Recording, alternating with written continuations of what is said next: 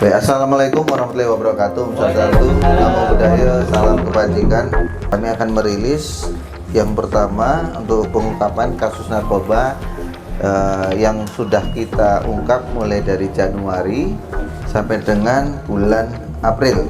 Kasus yang sudah kita ungkap oleh Polres Batu ini,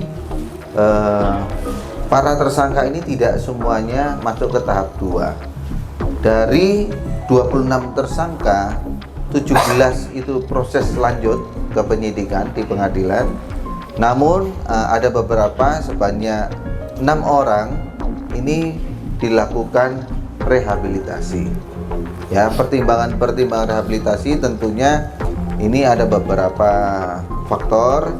Yang pertama, dari nominal barang bukti itu sendiri jumlahnya sesuai yang diatur oleh Surat Edaran Mahkamah Agung nomor 4 tahun 2010.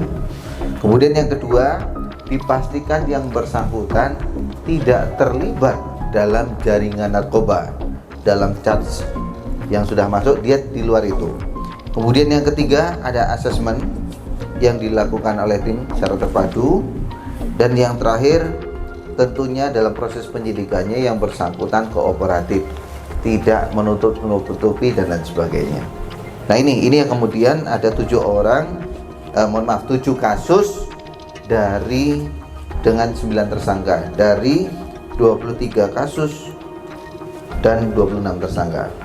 Jadi dari 23 kasus dan 26 tersangka, maka 7 kasus dan 9 tersangka yang dilakukan rehabilitasi dengan memenuhi 4 persyaratan yang sudah kami sebutkan tadi.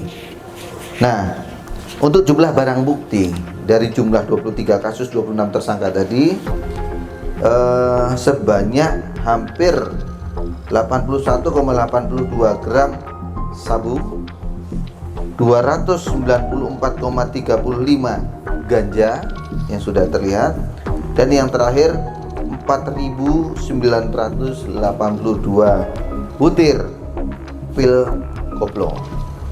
Kalau dikonversi ke rupiah, maka jumlah totalnya adalah 116.996.960 rupiah, dengan asumsi bahwa untuk sabu 1 gramnya dianggap 1.200.000, kemudian 1 gram ganjanya sekitar 21.600, dan pil double-nya 2.500 per butir. Orang-orang yang sudah kita amankan, yang sebagian ada di belakang saya ini, rentang usianya kurang lebih antara 19 tahun sampai dengan 30 tahun. Jadi banyak orang-orang muda. Nah ini yang menjadi concern kita adalah supaya pengawasan ini jauh lebih bergeser kepada orang-orang mudanya. Nah ini kemungkinan bisa menjadi pengedar, mungkin berangkat dari awalnya dari pengguna. Nah ini rekan-rekan yang menjadi informasi pertama untuk kami sampaikan sebagai bentuk pertanggungjawaban Polres Batu kepada masyarakat supaya mengikuti dinamika bagaimana pekerjaan penegakan hukum di bidang pencegahan peredaran narkotika. Kedua adalah pengungkapan pencurian pemberatan yang dilakukan oleh 2 oknum warga luar kota Batu, yaitu datangnya dari Semarang. Beberapa kasus yang mungkin viral kurang lebih 1 minggu yang terakhir. Yang pertama, pelaku ini mencuri di beberapa TKP, tidak hanya di Polres Batu, namun di wilayah Malang Raya. Ya, sudah terjadi di Malang Raya. Namun kami akan fokuskan yang di Batu. Kalau untuk yang di Malang Raya itu sudah dilakukan, menurut pengakuan sejauh ini sudah 24 TKP. Namun khusus di wilayah Batu itu sendiri sebanyak 20 TKP kita dapatkan oleh para pelaku. Ini sudah sesuai dengan beberapa video yang beredar di media sosial atau di media massa dengan barang putih dengan rincian sebagai berikut. Yang pertama, 20 buah kontraktor, 10 timer switch. Kemudian sarana yang digunakan menggunakan sepeda motor Honda Beat dengan komplemennya ada 2 helm, 1 jaket, 1 kaos. Ya, jadi untuk Honda Beat bernopol H5085 BKG. Jadi memang kendaraan juga disiapkan sejak ada di Semarang. Ya, jadi kendaraan yang bersangkutan. Untuk para pelaku ini ada 2 orang. Yang pertama inisial AI. Saya ulangi, yang pertama inisial AI, 34 tahun, karyawan swasta. Alamatnya di Semarang, berperan sebagai joki. Kemudian pelaku yang kedua inisial NR, 47 tahun, karyawan swasta, alamat juga Semarang, berperan sebagai pelaku pencurian komponen instalasi langsung, pemetiknya. Nah, jadi modus operandi yang dilakukan adalah berangkat dari Semarang, menentukan daerah sasaran, kemudian berkeliling di wilayah Kota Batu. Di wilayah Kota Batu yang sudah disasar ada beberapa wilayah: daerah Oro-Oro Ombong, daerah Ngaglik, daerah Temas, daerah Songgokerto, daerah Sisir, dan daerah Junrejo.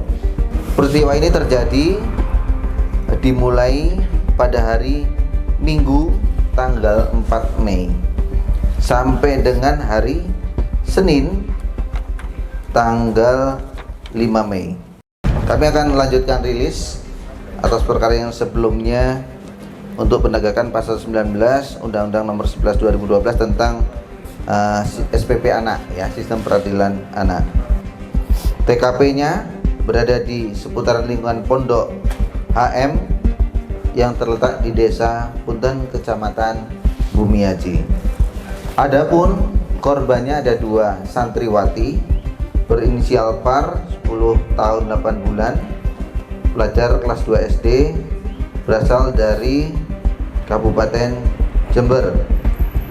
Sama, kemudian juga dengan yang kedua santriwati AKPR yang masih saudaranya, berumur 7 tahun 7 bulan, kelas 1 SD, tinggalnya dari kota Probolinggo.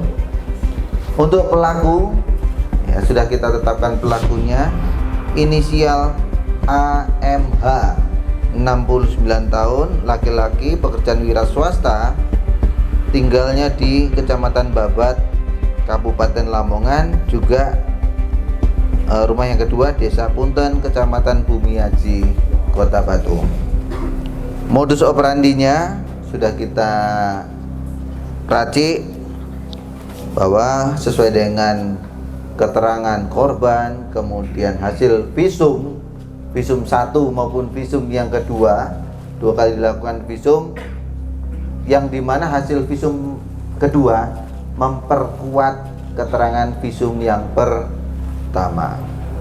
Ya, jadi kesimpulannya bahwa keterangan si anak selaku korban ini dia konsisten dan bisa dipertanggungjawabkan, dapat dipercaya sebagai keterangan saksi kunci atau saksi mahkota dalam penegakan hukum anak. Nah, modus operandinya bagi si pelaku kami tegaskan bukan pengurus dari pondok pesantren, namun masih keluarganya. Sekali lagi, masih keluarganya dari pemilik pondok pesantren. Nah, modus yang bersangkutan yaitu melakukan pembersihan ketika si korban buang air kecil. Istilahnya adalah istinja. Nah, ini rencananya demikian harapannya, walaupun yang bersangkutan tidak punya hak, ya, secara etika juga tidak tepat untuk melakukan itu, tidak punya kapasitas karena bukan dari pengurus maupun pendidik dari pondok tersebut. Nah,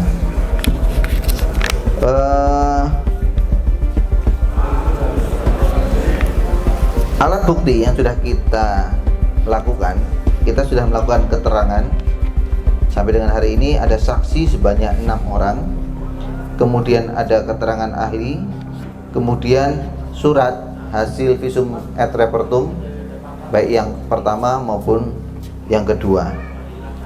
Maka dengan perbuatan yang diduga pencabutan dilakukan oleh saudara AMH, maka kami menetapkan pasal 82 junto pasal 76 huruf E dari Undang-Undang 35 2014 perubahan dari Undang-Undang Nomor 23 2002 tentang perlindungan anak. Maka terhadap yang bersangkutan berpotensi diancam pidana penjara paling singkat 5 tahun dan paling lama 15 tahun. Jadi demikian rekan-rekan untuk sebagai tambahan untuk rilis yang ketiga atas lanjutan dari yang sudah ada.